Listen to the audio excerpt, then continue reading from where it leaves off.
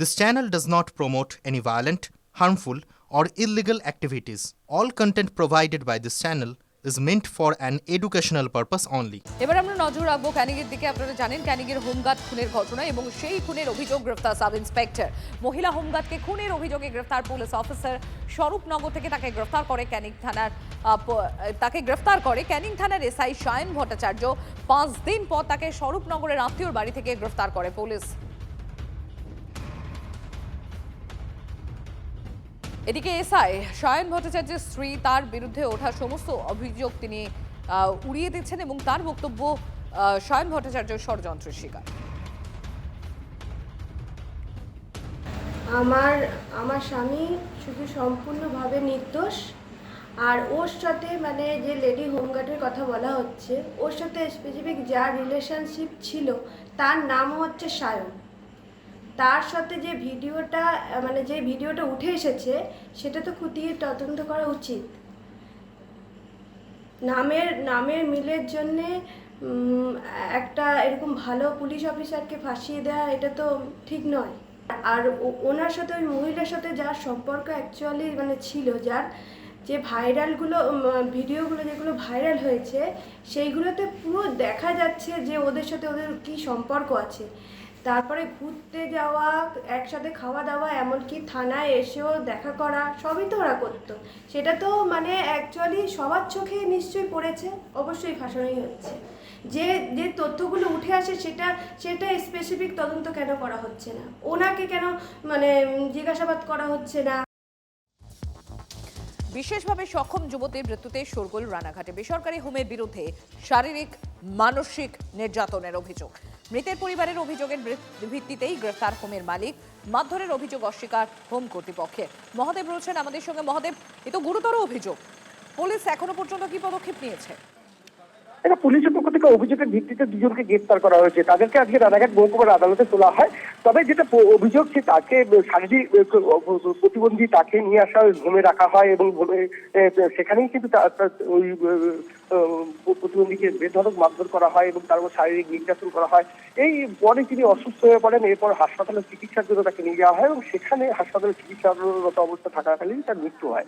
এরপরে পরিবারের পক্ষ থেকে অভিযোগ দায় করা হয় এবং সেই অভিযোগের ভিত্তিতে পুলিশ দুজনকে গ্রেফতার করে আজকে রানাঘাট মহকুমার আদালতে তোলে।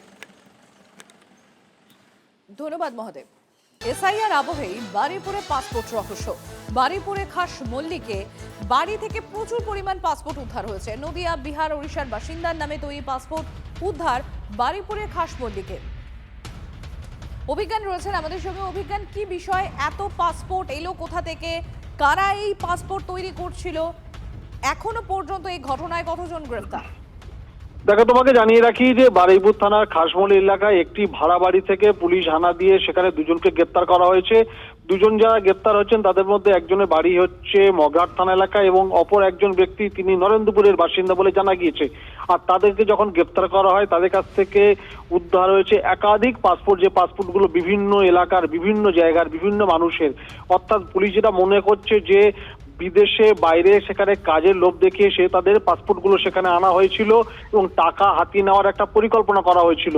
এবং সেই সঙ্গে সঙ্গে পুলিশ তদন্ত করে দেখছে যে এই পাসপোর্টগুলো আদতে অরিজিনাল পাসপোর্ট কিনা সেগুলোও কিন্তু খতিয়ে দেখা হচ্ছে।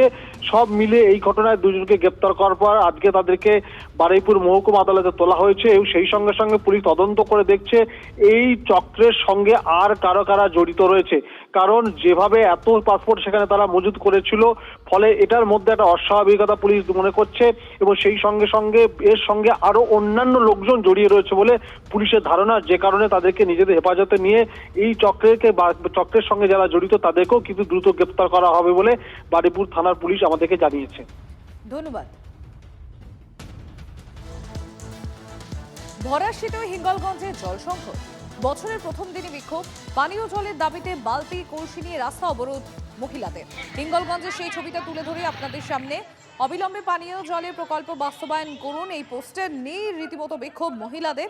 দেখুন।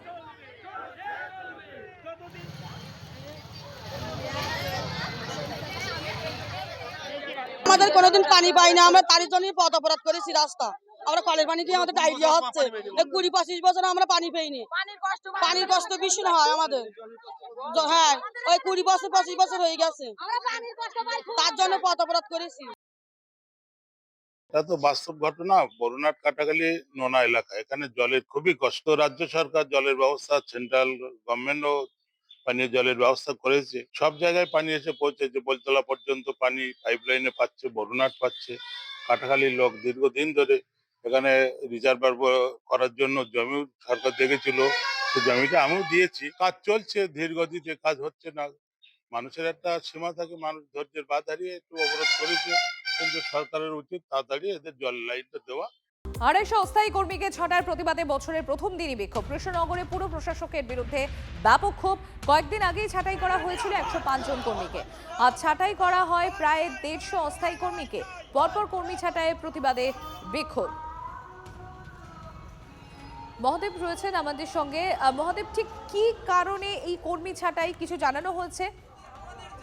দেখো, যেটা জানা যাচ্ছে যে পৌরসভার দিন মজুর হিসাবে যারা কাজ করেন, দীর্ঘদিন ধরে কাজ করছেন এমন কিছু কর্মী রয়েছেন, তাদেরকে প্রায় 150 জনকে আজকে ছাঁটাই করা হয়েছে এবং বিগত দিনে প্রায় 105 জনকে ছাঁটাই করা হয়েছিল। এ পর্যন্ত প্রায় 250 জনেরও বেশি এই সকল কর্মীদের পৌরসভার পক্ষ থেকে ছাঁটাই করা হয়। বিগত দিনে যে সকল পৌরসভার পৌর প্রধানরা ছিলেন, তারা বিভিন্ন সময় বিভিন্ন ক্ষেত্রে এদেরকে নিয়োগ করেছিলেন, কিন্তু পরবর্তীকালে এই মুহূর্তে বর্তমানে কৃষ্ণনগর পৌরসভা প্রশাসক দ্বারা পরিচালিত, কারণ মাঝে মধ্যে কাউন্সিলরদের মধ্যে বিভেদ সৃষ্টির কারণে প্রশাসক দ্বারা পরিচালিত হচ্ছেন এই পৌরসভা। সেখানে প্রশাসক আসার পর থেকে এই সিদ্ধান্ত। যদিও প্রশাসন সূত্রে জানা যায় যে যে সকল কর্মীদের ছাঁটাই করা হয়েছে তার মধ্যে অধিকাংশদের অতিরিক্ত কর্মী হিসাবে নিয়োগ করা হয়েছিল এবং যে ক্ষেত্রে তাদেরকে মাইনে দিতে বা তাদের অর্থ ভাতা দিতে গিয়ে সমস্যা করছে পৌরসভা, এবং সেক্ষেত্রে পৌরসভা পর্যাপ্ত অর্থ না থাকার কারণে তাদেরকে ছাঁটাই করা হচ্ছে। ধন্যবাদ মহাদেব।